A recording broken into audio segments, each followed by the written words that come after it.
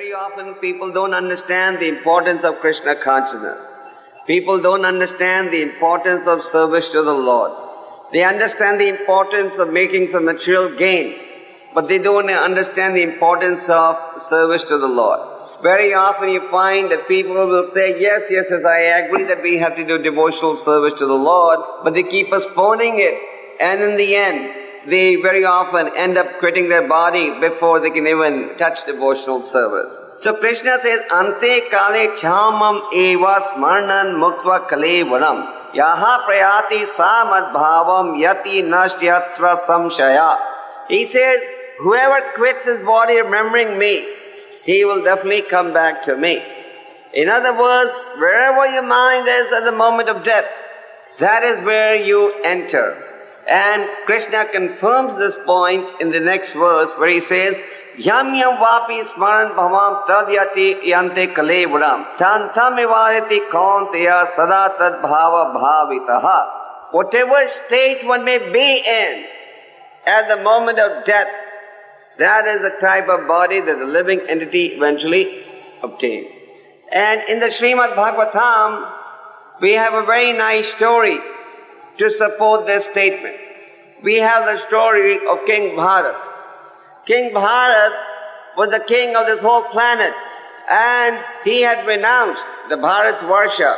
Our country is named after King Bharat. So King Bharat was the king of this whole planet, and at a very young age, he had renounced his whole kingdom and his family, and he had retired to the forest to practice meditation.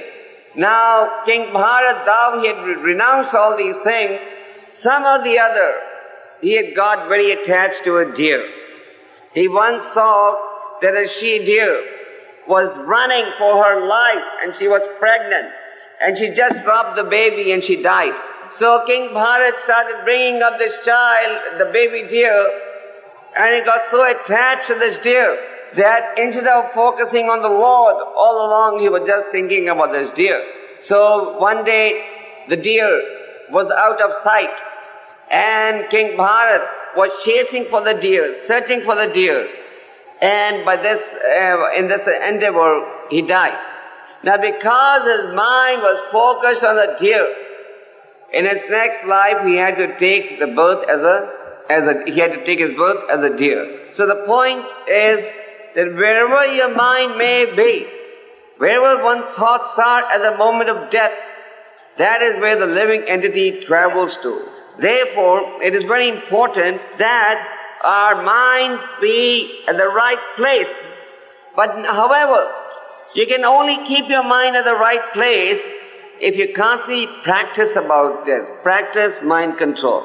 Otherwise, it will be very, very difficult. Just like, for example, if somebody doesn't study all year and he expects that he'll just sit in the exam and pass, is that going to happen?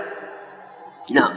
If somebody doesn't practice for the Olympics and he just thinks he'll run in the Olympics and win the gold medal, is that going to happen? No. So if you think that by some magic you'll be able to just remember Krishna at the moment of death, even though you may not have practiced it while living, that is actually an illusion. So Krishna very strongly emphasizes the importance of mind control.